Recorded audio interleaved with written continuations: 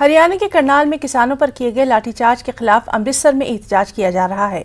एहतजाज की कॉल संयुक्त किसान मोर्चे की जानिब से दी गई है। एहतजाज 12 बजे से 2 बजे तक जारी रहेगा। अमृतसर में किसानों ने चक्का जाम कर एहतजाज किया। किसानों का कहना यही है कि हरियाणा की खट्टर सरकार जनरल डायर की तरह मुजाहरा कर रही है।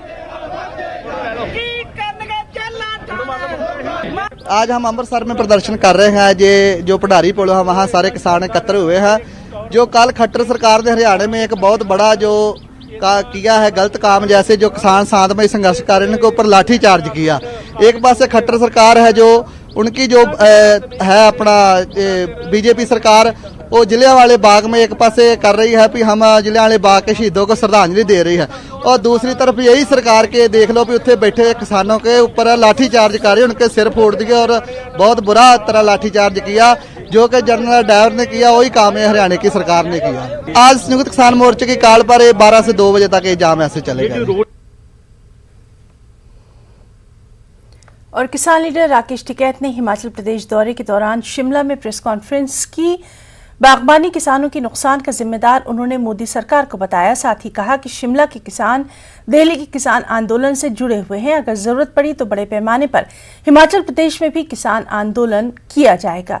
वाज़ेह है कि दिल्ली में जारी किसान आंदोलन को 9 माह से ज्यादा का अरसा हो चुका है।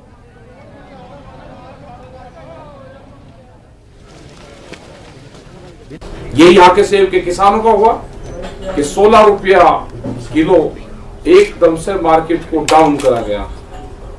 हम पूर्ण रूप से इसका विरोध हम करेंगे, इस पे आंदोलन करेंगे। और जो दिल्ली में आंदोलन चल रहा है उस आंदोलन से हिमाचल के किसान भी उस आंदोलन से जुड़े हुए हैं। हमने बार बार सरकार को कहा है 3 जो कानून हैं वे काले कानून हैं, उनमें संशोधन नहीं, उनको वापसी चाहिए और एमएसपी पे गारंटी कानून चाहिए। तो यहाँ का वेजिटेबल्स का किसान है, वो दूसरी चीजों का किसान है।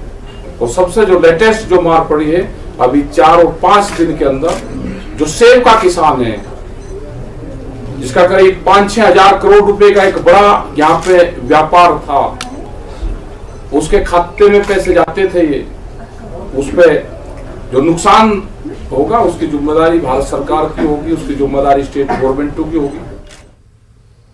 कोरोना वबा के दौरान बाहमी इमदाद और इंसार का जज्बा मुस्तहकम हुआ है। मुल्क इस वबा से मुत्तहिद होकर मुकाबला कर रहा है। टीकाकारी के ऐलान के बाद हम बेहतर ताउन करें जिससे हम कोरोना को मात देने की जानिब कदम बढ़ा सकें।